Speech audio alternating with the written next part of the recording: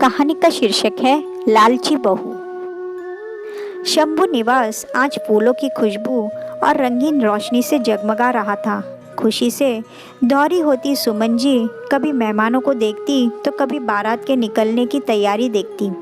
सालों बाद ऐसा शुभ अवसर उनके जीवन में आया था, वरना उनके पति सुरेश बाबू के जाने के बाद तो सिर्फ संघर्ष ही देखा था उन्होंने।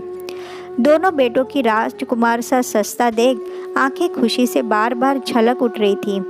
मात्र 20 वर्ष में सुरेश जी की दुल्हन बन ससुराल आ गई थी। भरा पूरा ससुराल मिला और सुरेश जी जैसे नेक दिल पति जीवन सपनों सा सुंदर लगता। कुछ ही महीनों में नन्हे मेहमान की आहट हुई और जब पता चला एक नहीं 2 बच्चे हैं, पूरा घर खुशी से झूम उठा। 9 महीने का वक्त पलक झपकते बीत गया और सुमन जी की गोद में पंकज परिमल आ गए। लेकिन कहते हैं ना, कभी कभी खुशियों को खुद की नज़र भी लग जाती है। ससुर जी ने जुड़वा पोते होने की खुशी में बड़े से भोज का आयोजन किया था। सुरेश जी और दोनों देवर बरामदे में हलवाई से अपने निगरानी में काम करवा रहे थे, तभी जाने कैसे सिलेंडर फट गया। तेज आवाज़ के साथ बरामदे की छत गिर पड़ी। चारों तरफ आग और चीख पुकार। जब सब शांत हुआ, अनर्थ हो चुका था। एक साथ 4 अर्थी उठी घर से। पिता और 3 जवान बेटे आंखों के आंसू दहकते अंगारे बन चुके थे। पीछे रह गई सुमन जी की सास और सुमन जी, दोनों बच्चों के साथ। सुमन जी को कुछ ही महीनों बाद सुरेश की जगह नौकरी मिल गई। बूढ़ी सास रोते रोते अंधी हो चुकी थी और कुछ समय बाद चल बसी। वही ढेरों कष्ट झेल बच्चों को बड़ा किया सुमन जी ने। और आज का वो शुभ दिन भी आ गया था जब दोनों बेटे बहू लेकर आ रहे थे। बहुत धूमधाम से शादी संपन्न हो गई और दोनों बहुएं घर आ गए। बड़ी पंखुड़ी और छोटी उर्वशी आपस में चचेरी बहनें लगती थी। शुरुआत में तो सब ठीक था। दोनों बहुएं सासू माँ का मान करती। समय के साथ सुमन जी दादी भी बन गई थी और अब सुमन जी भी रिटायर हो चुकी थी और पेंशन की मोटी रकम हर महीने उठाती थी। बड़ी बहू पंकुड़ी शांत स्वभाव की थी, कम बोलती और सास की सेवा भी करती। वही छोटी बहू उर्वशी बातों की धनी थी, लेकिन सास को एक गिलास पानी देने में भी उसे जोर पड़ता। दोनों बेटे अच्छी नौकरी में थे। बड़े बेटे और बहू घर के खर्चों में भी हिस्सा देते और कभी सुमन जी से भी उम्मीद ना करते कि वो कुछ खर्च करे, लेकिन उर्वशी हर कोशिश करती अपने पति के पैसे को बचाने की और सारा खर्च जेठ और सास से निकलवाने की। सुमन जी को उर्वशी की नीयत समझ तो आ रही थी, लेकिन घर की शांति के लिए चुप्पी लगाए बैठी थी। अब छोटी बहू को परखने की नीयत से सुमन जी ने अपने पैसे खर्च करने बंद कर दिए। पहले वो दूध सब्जी ले आती, दोनों बच्चों पे भी खर्च करती, साथ ही अपनी दवाई का खर्च भी निकाल लेती। अब जब वो पैसे खर्चने बंद कर दी तो उर्वशी को अपनी सासू माँ खटकने लगी। आए दिन सुमन जी दोनों बेटों को कोई दवा या कोई काम बता देती थी। उर्वशी को बहुत गुस्सा आता अपनी सासू माँ पे।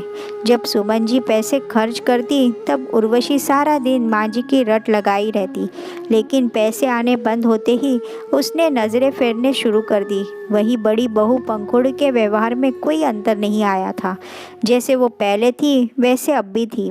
पंखुड़ी बहू को देख सुमन जी खुश होती। एक दिन सुमन जी के मायके के रिश्तेदारों में किसी की शादी का निमंत्रण आया तो सुमन जी ने उर्वशी को बुलाकर कहा, बहू तुम और परिमल चले जाना और एक साड़ी और 1000 रुपये शगुन में दे देना।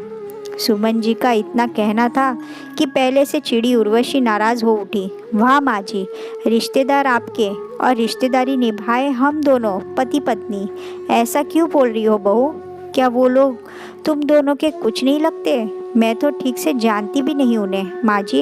एक बार मिली हूँ बस, और मेरे पति के मेहनत की कमाई उन पे खर्च करूँ और फिर आपको तो पेंशन मिलती है, तो आप क्यों नहीं खर्च करती पैसे? और जेठ जी भी है, उन्हें क्यों नहीं भेजती आप किसी शादी में? माफ़ कीजिएगा, लेकिन बहुत फ़र्क करती है आप माँ जी।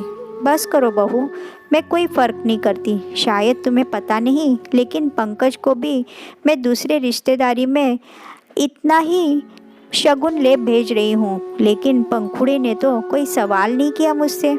जैसा अनुमान था उससे अधिक उर्वशी के असली रंग को देख सुमन जी बेहद नाराज़ हो उठी। उर्वशी और सुमन जी की आवाज़ें सुन पूरा परिवार इकट्ठा हो गया। अच्छा हुआ तुम सब आ गए।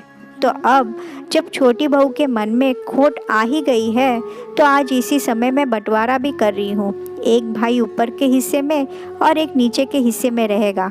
मैं बड़े बेटे और बहू के साथ रहूँगी। ठीक है माँ जी, अब जब आप बंटवारा कर ही रही हो तो अपनी पेंशन का भी कर दे। उर्वशी भी कहाँ चुप रहने वाली थी। बंटवारा इस घर का हुआ है क्योंकि इस घर पे मेरे बेटों का हक है, लेकिन मेरी पेंशन में किसी का कोई हक नहीं है। मेरे पेंशन पे सिर्फ उसी का ही अधिकार होगा जो मेरा सम्मान करेगा। और उर्वशी बहू, तुम्हारा व्यवहार देख इसकी गुंजाइश तो बिल्कुल भी नहीं कि तुम मेरा सम्मान करोगी। फिर मेरे पेंशन में कैसे अपना अधिकार जतला रही हो। मेरी पेंशन पे सिर्फ मेरा हक है और उसे मैं अपनी मर्जी से खर्च करूंगी। माँ जी, आपका फैसला बिल्कुल सही है और हमें कुछ नहीं चाहिए। इतने कष्ट आपने पूरे जीवन देखा है, अब आपको सुख देने की जिम्मेदारी हमारी है। हमेशा शांत रहने वाली पंखुड़ी की बातें सुन सुमन जी का दिल खुशी से भर उठा। आज सुमन जी ने अपना फैसला सुना दिया था और उर्वशी दंग खड़ी देखती रह गई।